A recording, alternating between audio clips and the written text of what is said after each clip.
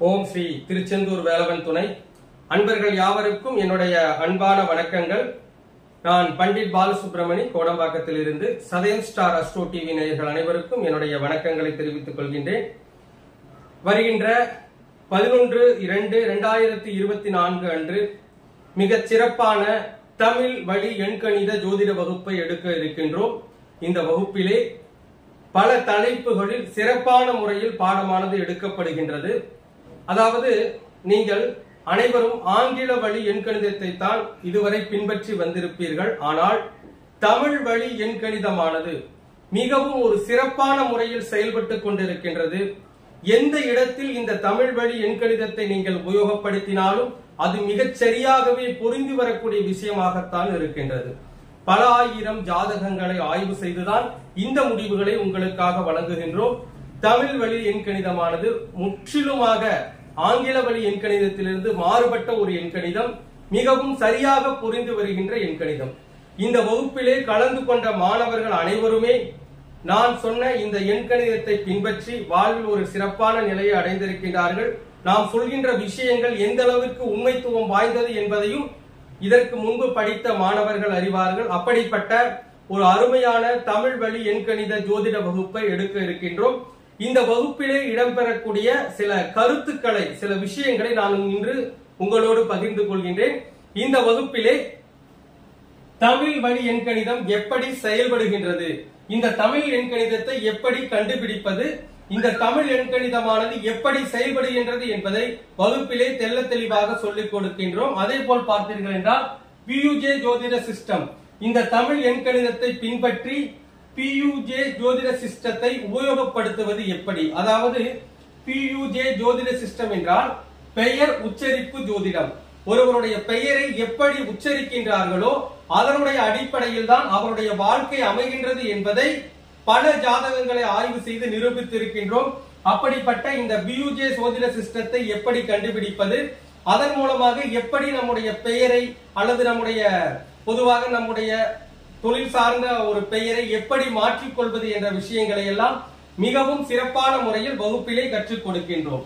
அடுத்தபடியாக சார ஜோதிடம், சாரம் பார்க்காத ஜோதிடர் சோரம் போய்விடுவார் என்கின்ற அடிப்படையில் இந்த சாரத்தை எப்படி பயன்படுத்த வேண்டும், இந்த சார ஜோதிடம் எப்படி நம்முடைய ஜாதகத்தில் வேலை செய்கின்றது என்ற விஷயங்களை எல்லாம் மிகவும் சிறப்பான முறையில் வகுப்பிலே கற்றுக் கொடுக்கின்றோம்.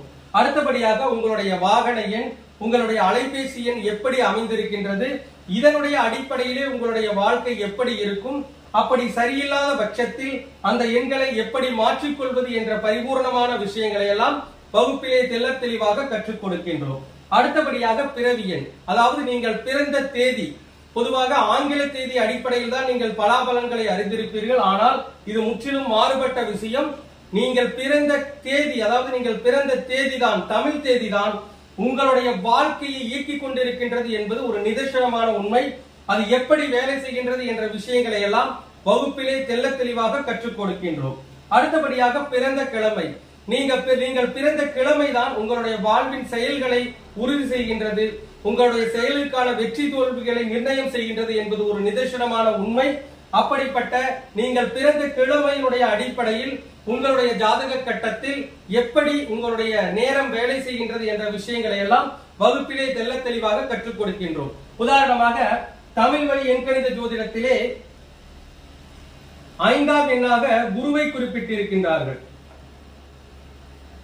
5ஆம் எண்ணாக குருவை குறிப்பிட்டிருக்கின்றார்கள். ஆனால் ஆங்கில வழி எண்கணிதத்திலே 5ஆக புதனை குறிப்பிடுவார்கள். ஆனால் அப்படி இல்லை.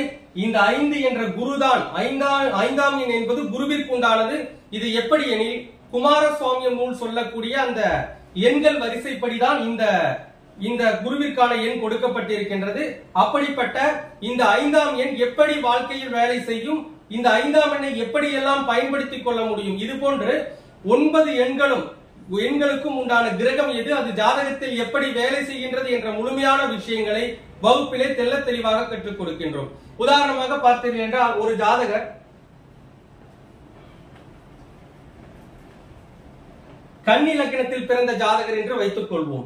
கன்னி லக்னத்தில் பிறந்திருக்கின்றார் என்றால் கன்னி லக்னத்திற்கு 4ஆம் வீட்டிற்கும் 7ஆம் வீட்டிற்கும் உண்டானவர் தான் குரு பகவான். அப்படிப்பட்ட குரு பகவான் உதாரணமாக ஜாதகத்தில் லக்னத்திற்கு 2ல் இருப்பதாக வைத்துக் கொள்வோம்.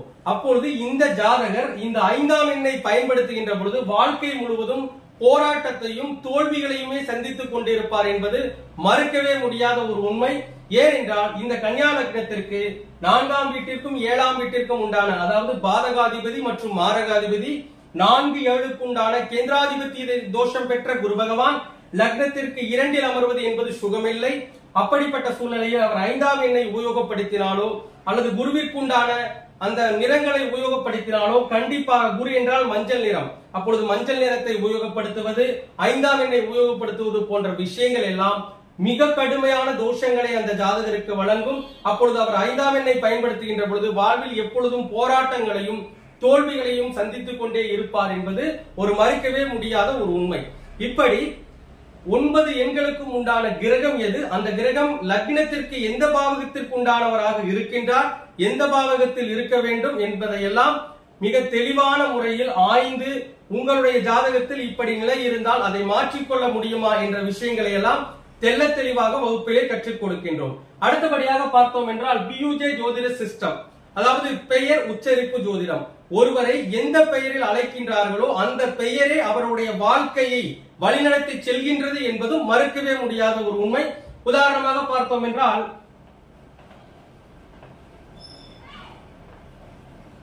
கவின் என்று வைத்துக் கொள்ளலாம். இந்த கவின் என்ற பெயர் எப்படி வேலை செய்கின்றது? ஒருவரை கவின் என்று அழைக்கின்ற பொழுது இந்த கவின் என்ற பெயர் ஜாதகத்தில் எப்படி வேலை செய்கின்றது, இந்த பெயருக்கு அவருடைய வாழ்க்கை எப்படி இருக்கும் என்று ஆய்வு செய்கின்ற பொழுது, உதாரணமாக இந்த கவினை பிரிக்கின்ற பொழுது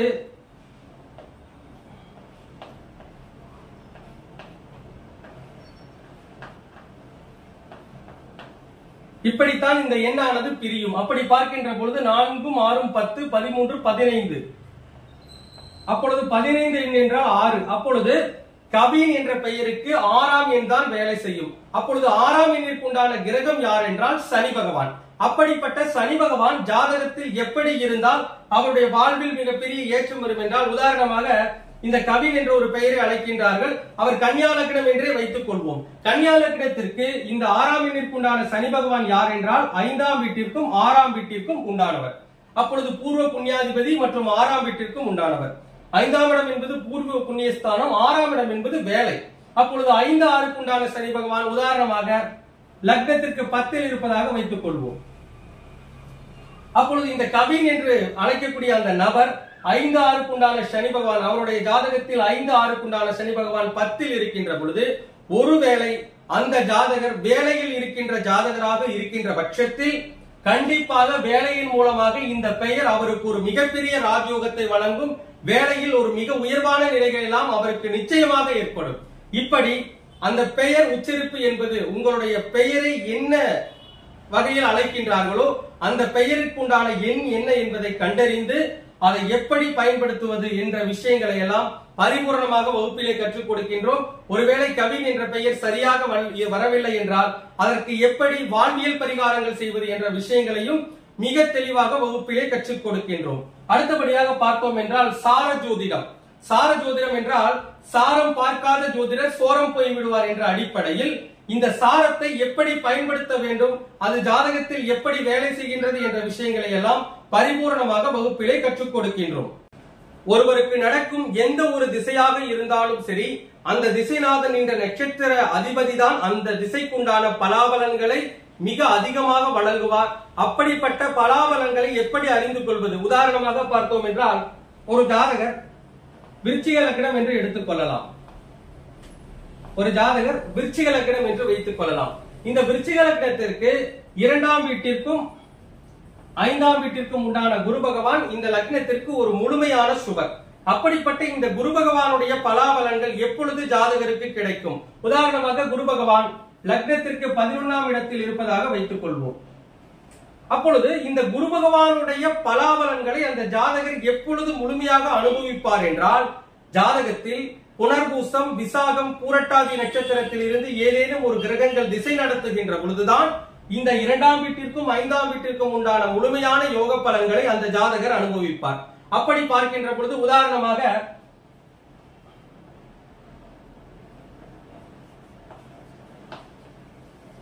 ராகு பகவான் பூரட்டாதி நட்சத்திரத்தில் இருப்பதாக வைத்துக் கொள்வோம். பூரட்டாதி நட்சத்திரம் 2ஆம் பாதத்தில் இருப்பதாக வைத்துக் கொள்வோம்.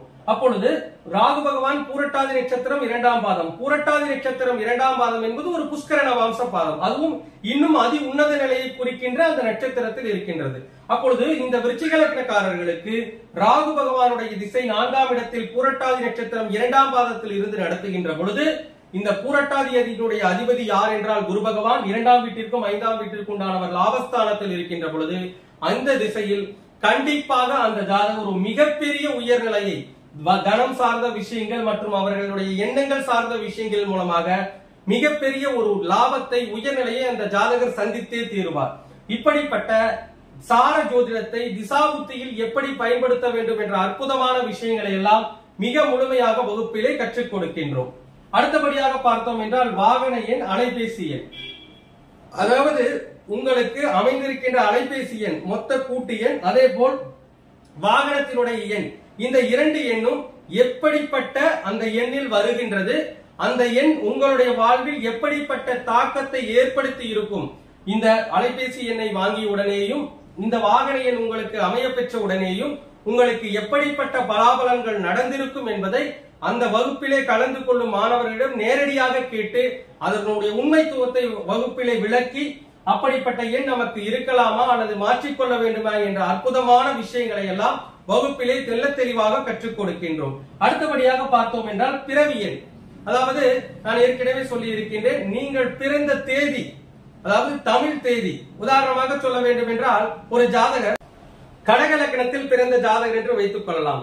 அவர் பிறந்த தமிழ் தேதி, உதாரணமாக அவர் ஏதேனும் ஒரு மாதத்தில் உதாரணமாக சித்திரை மாதத்தில் பிறந்திருக்கின்றார் என்று வைத்துக் கொள்வோம். சித்திரை மாதம் 3ஆம் தேதியில் பிறந்திருப்பதாக வைத்துக் கொள்வோம். அப்பொழுது அவருடைய பிறவி எண், தமிழ் பிறவி எண் என்னவென்றால் 3ஆக வரும். அப்பொழுது 3 என்றால் தமிழ் எண்கணித ஜோதிடத்தில் செவ்வாயை குறிக்கின்ற எண். அப்பொழுது கடக லக்னத்திற்கு 3 என்று சொல்லக்கூடிய அந்த செவ்வாய்க்கு உண்டானவர் யார் என்றால் லக்னத்திற்கு 5ஆம் வீட்டிற்கும் 10ஆம் வீட்டிற்கும் உண்டான யோகாதிபதி. அப்பொழுது அவர் மிகச் சிறந்த யோகத்தை சொல்லக்கூடிய லக்ன யோகாதிபதியுடைய எண்ணில் தான் பிறந்திருக்கின்றார். அப்படிப்பட்ட செவ்வாய் பகவான் ஜாதகத்தில் உதாரணமாக 8இல் மறைந்து விட்டார் என்று வைத்துக் கொள்ளுங்கள். அப்பொழுது சித்திரை 3ஆம் தேதியில் கடக லக்னத்தில் பிறந்திருந்தால் அந்த 3ஆம் எண்ணிற்குண்டான செவ்வாய் பகவான், லக்ன யோகாதிபதியாகிய செவ்வாய் பகவான் 8இல் மறைந்திருக்கின்ற பொழுது அந்த ஜாதகர் வாழ்நாள் முழுவதும் எந்த ஒரு திட்டங்களை தீட்டினாலும் அவருடைய எண்ணங்களை செயல்படுத்தினாலும் அது வெற்றி பெற முடியாத சூழ்நிலை. 5ஆம் இடம் என்பது எண்ணங்கள், திட்டங்கள். அது 8இல் மறைந்திருப்பதால் அவர் எந்த ஒரு விஷயத்தை எடுத்தாலும் அவர் தீட்டுகின்ற திட்டங்கள் அனைத்தும் தோல்வி அடையும் என்பதைத்தான் அந்த எண் தெளிவாக சுட்டிக்காட்டுகின்றது. அதே போல் 10ஆம் இடம் என்பது தொழில்.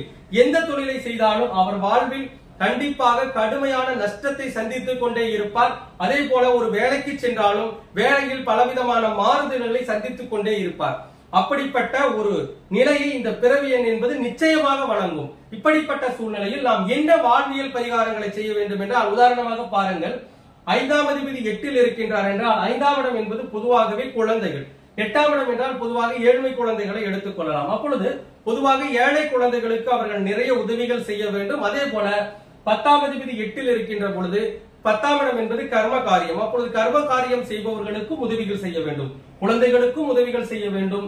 அதே போல கர்ம காரியம் செய்பவர்களுக்கும் உதவி செய்யலாம், அல்லது முட்டுவலி பாதிக்கப்பட்டவர்களுக்கும் உதவிகள் செய்யலாம். அப்படி செய்து வருகின்ற பொழுது இந்த 8ஆம் இடத்தில் இருக்கின்ற இந்த பிறவியினுடைய தோஷமானது நீங்கும். இப்படிப்பட்ட ஒரு நிலை எப்படி இருக்கின்றது உங்கள் ஜாதகத்தில் என்ற விஷயங்களை எல்லாம் பரிபூர்ணமாக வகுப்பிலே கற்றுக் கொடுக்கின்றோம். அடுத்தபடியாக பார்த்தோம் என்றால் பிறந்த கிழமை, அதாவது நீங்கள் பிறந்த கிழமையினுடைய அடிப்படையில் உங்களுடைய ஜாதகம் எப்படி வேலை செய்து கொண்டிருக்கின்றது என்பதையும் தெளிவாக கற்றுக் கொடுக்கின்றோம். நன்றாக புரிந்து கொள்ளுங்கள். பஞ்சாங்கத்தில் வாரம், திதி, நட்சத்திரம், யோகம், கரணம் என்ற 5 விஷயங்களை கொடுத்திருக்கின்றார்கள். அதில் வாரம் என்ற கிழமைதான், நீங்கள் பிறந்த கிழமைதான் உங்களுடைய வாழ்க்கையில் நீங்கள் செய்கின்ற செயல்களுக்கேற்ற ஒரு பலன்களை வழங்குகின்றார் என்பதையும் யாராலும் மறுக்கவே முடியாது.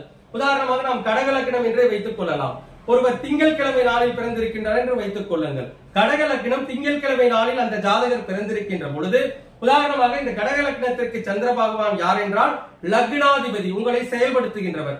இந்த லக்னாதிபதியாகிய சந்திர பகவான் உதாரணமாக ஒரு வளர்பிறை சந்திரனாக, உதாரணமாக இந்த இடத்தில் வளர்பிறை சந்திரனாக 9ஆம் இடத்தில் இருப்பதாக வைத்துக் கொள்வோம். அப்பொழுது கடக லக்னம் திங்கட்கிழமை நாளில் பிறந்த அந்த ஜாதகருக்கு அந்த செயல்களுடைய வெற்றியை கொடுக்கின்ற அந்த பிறந்த கிழமையினுடைய அதிபதி லக்னாதிபதியாக வந்து 9ஆம் இடத்தில் திரிகோணஸ்தானத்தில் சிறப்பாக அமர்ந்திருப்பதால் அந்த ஜாதகர் எந்த காரியத்தை தொட்டாலும் நிச்சயமாக அதை நடத்தி முடித்தே தீருவார்.